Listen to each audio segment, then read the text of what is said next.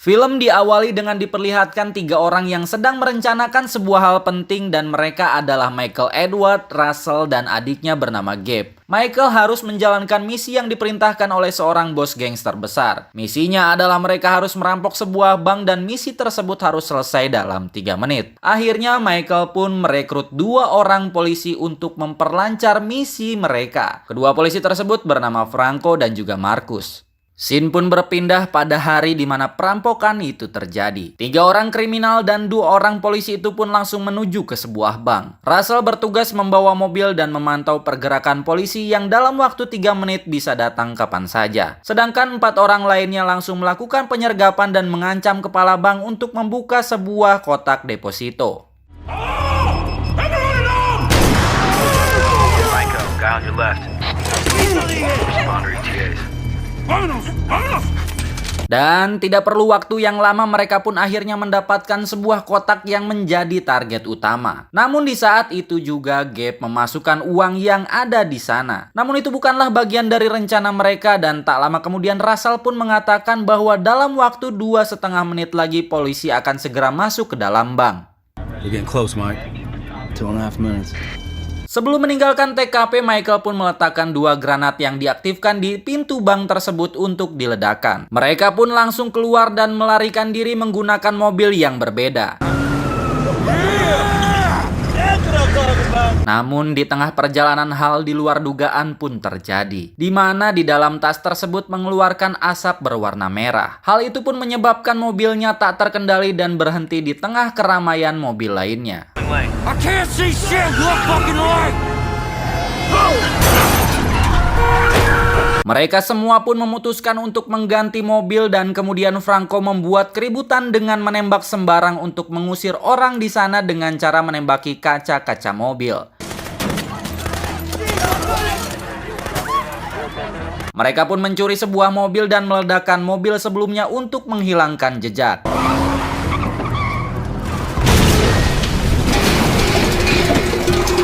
Akhirnya mereka pun sampai di sebuah gedung kosong. Meskipun selamat, terlihat mereka yang saling menyalahkan. Franco dan Marcus pun terlihat menyalahkan si Gabe yang ceroboh dengan mengambil uang tersebut. Namun Michael memperingatkan mereka untuk tidak mengancam menggunakan senjata. Kemudian mobil yang mereka curi itu pun kembali mereka ledakan untuk menghilangkan jejak.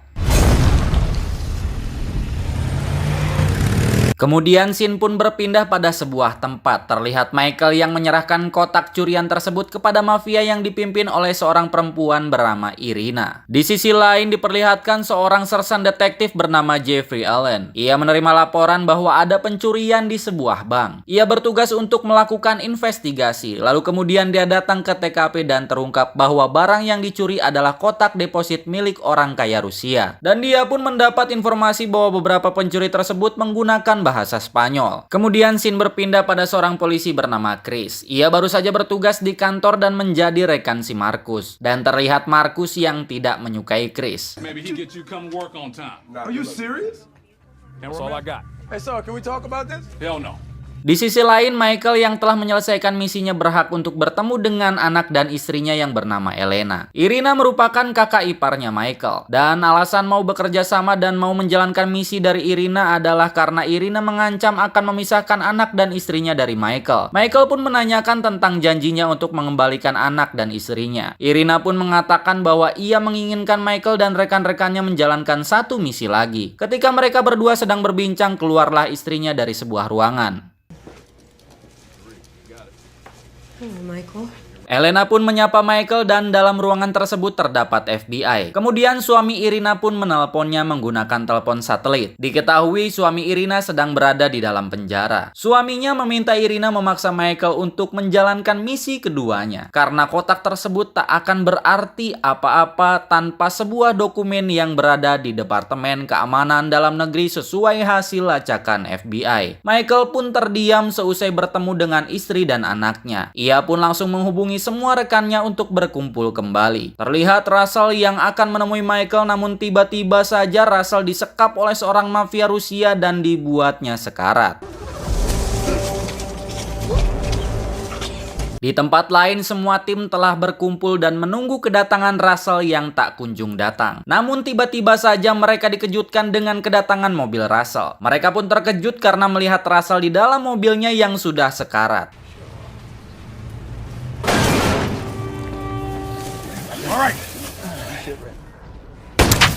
Akhirnya Michael pun mengakhiri penderitaan Russell dan Russell pun meninggoy. Singkat cerita, Chris dan Marcus pun menuju ke sebuah TKP di mana 3 kepala gangster tergeletak di atas sebuah kap mobil. Chris yang belum mengenal wilayah ini pun berinisiatif untuk meminta informasi dari beberapa gangster yang berkumpul tidak jauh dari TKP tersebut. Chris bertanya pada pimpinan gangster Mara Salvatrucha. Namun ternyata gangster itu tak terima diinterogasi. Deep in your pink, you fucking feel me? Marcus yang melihat kejadian itu pun langsung saja membawa Chris ke sebuah minimarket dan mengatakan bahwa Chris telah salah karena bisa memancing kerusuhan. Chris pun membela diri dengan mengatakan bahwa gangster itu menghinanya dan menghalanginya dalam penyidikan. Setelah itu, Jeff pun bertemu dengan Chris dan memperingatkan keponakannya untuk berhati-hati karena situasi yang semakin memburuk dan ia pun tak mau terjadi apa-apa pada Chris karena ia sangat menyayangi keponakannya itu. Di sisi lain diperlihatkan Michael yang sedang membicarakan tentang Irina dengan istrinya. Kemudian istrinya pun mengatakan bahwa dia harus meyakinkan kakaknya untuk mengampuni Michael. Michael, I had to convince my sister to spare you, okay? Kemudian Michael dengan rekannya pun membuat rencana untuk menjebak seorang polisi agar dapat mengaktifkan kode 999. Sounds like it's settled. Terlihat Marcus pun membawa Chris untuk menuju ke sebuah markas gangster Louis. Diketahui bahwa simbol tangan Mara Salvatrucha berasal dari wilayah ini. Oh, I got a question for you. The Mara Salvatrucha sign, where's it come from? It's from here. Mereka pun mengintai seorang gangster yang dicurigai menjadi tersangka pembunuhan yang menyisakan 3 kepala. Polisi pun akhirnya melakukan penyerbuan ke rumahnya. Chris pun ditugaskan untuk memimpin operasi penyerbuan tersebut. Dan tak lama kemudian aksi tembak-menembak pun terjadi.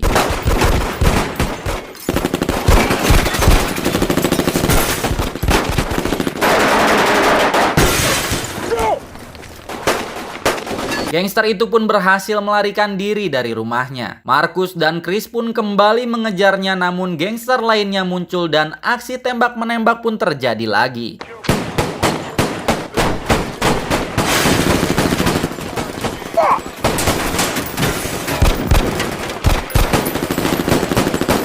Chris yang saat ini lengah pun tertembak dan untung saja rompi anti peluru melindunginya. Melihat hal itu, Marcus pun memastikan kondisi Chris aman dan melanjutkan pengejaran. Dan tak lama Chris pun langsung menyusulnya.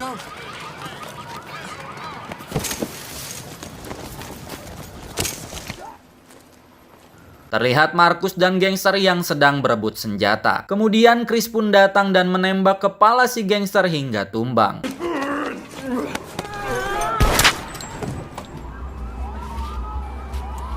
Louis, si kepala gangster Mara Salvatrucha, hanya jadi penonton saja. Chris yang hampir kehilangan nyawa pun bersyukur karena masih bisa hidup. Di sisi lain, Sersan Jeff pun mulai menemukan fakta dari seorang PSK dan rekannya yang mendengar kalau pacarnya telah merampok bank. Yang ternyata rekan dari PSK itu adalah pacarnya si Gabe. She go by Leah.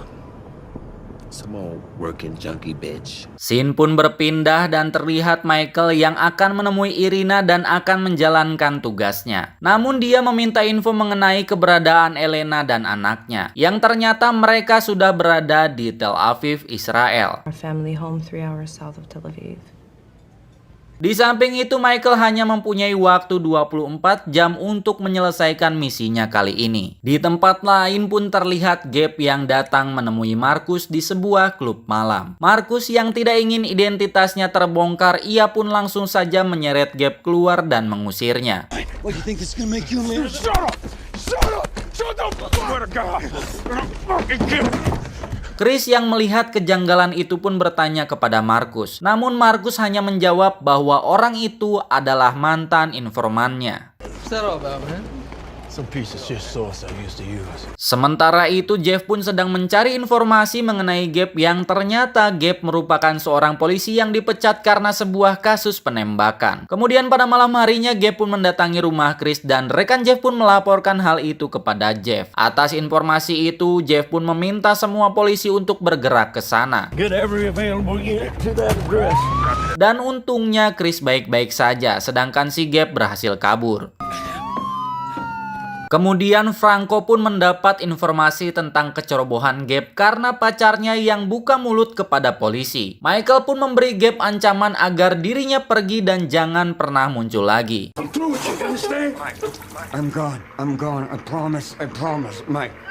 Singkat cerita, hari di mana misi itu pun akan dijalankan, terlihat Marcus dan Chris yang akan menuju ke sebuah tempat. Marcus mengatakan bahwa dia akan menemui informannya di sana. Mereka pun tiba di sebuah gedung kosong tempat Marcus bertemu dengan informannya. Namun tiba-tiba saja Marcus menghilang dan Chris mencoba mencarinya. Di tengah perjalanan, Chris pun bertemu dengan Gabe. Gabe yang berada di sana mencoba memperingatkan Chris bahwa Chris adalah sasarannya. Put it on the ground, man. Wait. Put it down on the ground. I'm gonna shoot. I will shoot. Dan tiba-tiba saja dari belakang muncul Louis, si pimpinan gangster. Louis diperintahkan oleh Marcus untuk membunuh Chris. Namun yang terjadi malah Gabe yang tertembak oleh Louis. Tak lama Marcus pun datang dan menembaki mereka. Gabe yang terkapar pun berusaha menembak Marcus. Dan akhirnya tembakan Gabe pun mengenai kepala Marcus. Chris yang melihat itu langsung saja menembak Gabe hingga tewas dan mengaktifkan kode 999. Seluruh polisi pun langsung bergegas mendatangi TKP. Unit 342, officer down, 999. Jeff yang mendapat laporan bahwa Chris berada di TKP, dia pun langsung bergegas pergi ke sana. Di tengah perjalanan, ia juga mendapat laporan tentang adanya perampokan di Departemen Dalam Negeri. Dia pun tidak meresponnya dan malah meminta rekannya untuk mengeceknya. 211 Adam. Someone respond to that? Industrial Park. Hey, send the other car. Nick, you guys on the 211. Arrest alarm. Di tempat lain, Michael dan Franco yang telah bersiap di lokasi pun mendapat kode 999. Mereka pun langsung saja keluar dari van dan dengan cepat melumpuhkan para petugas yang menjaga departemen tersebut. Kemudian mereka pun masuk ke dalam dan menawan beberapa petugas. Michael menawan petugas dengan cara memasangkan beberapa bom di area kepala dan kaki tawanannya, sehingga para penjaga lain pun tak bisa berkutik. Michael dan Franco pun langsung saja membuka tempat penyimpanan rahasia tersebut menggunakan bom.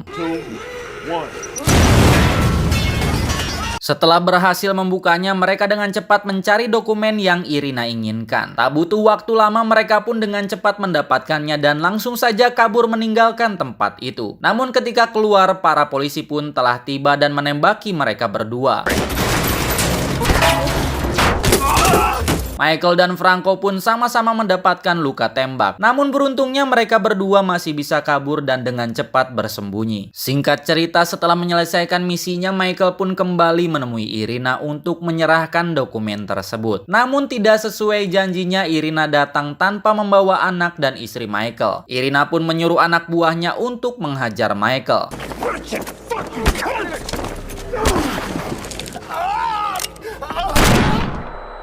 Irina pun memberi peringatan kepada Michael agar tidak lagi mengganggu adiknya dan Michael tidak bisa bertemu lagi dengan anaknya. Michael yang telah babak belur pun hanya menitipkan hadiah yang ia persiapkan untuk anaknya. Ia pun memberikan hadiah tersebut yang berisi sebuah mainan. Lalu Irina pun menerima kado tersebut dan ia pun langsung pergi meninggalkan Michael. Ternyata hadiah tersebut adalah sebuah bom yang telah Michael siapkan. Setelah Irina cukup jauh, Michael pun meledakannya menggunakan remote jarak jauh. Irina beserta anak buahnya pun tewas seketika.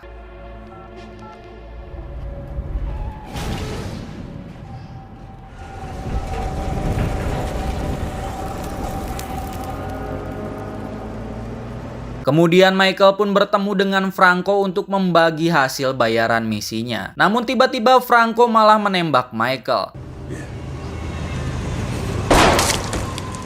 Franco melakukan hal tersebut karena polisi telah mengetahui identitas Michael. Tak hanya Michael, Franco pun membunuh pacarnya si Gabe. Lalu Franco tak ingin kejahatannya terbongkar. Dan uang hasil kejahatannya itu pun ia kuasai sendiri. Scene pun berpindah pada sebuah rumah sakit. Terlihat Chris yang sedang melakukan otopsi terhadap Louis. Ia menemukan secari kertas yang di dalamnya tertulis alamat tempat di mana Marcus akan membunuhnya.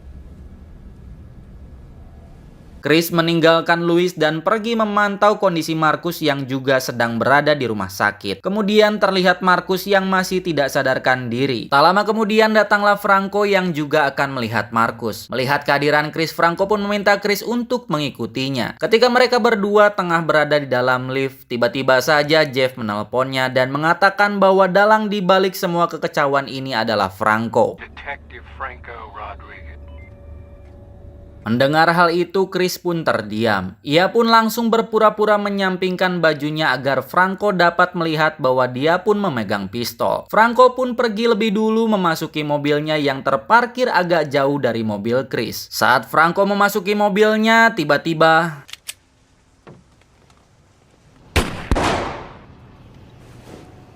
dan film pun berakhir. Itulah tadi alur cerita film 999. Terima kasih buat kalian semua yang telah menonton video ini sampai selesai. Saya doakan semoga kalian semua sehat selalu serta diberikan rezeki yang berkah barokah. Dan pesan yang dapat disampaikan dari film ini adalah kejahatan terjadi bukan hanya karena ada niat dari pelaku, tapi juga karena adanya kesempatan. Maka waspadalah, waspadalah.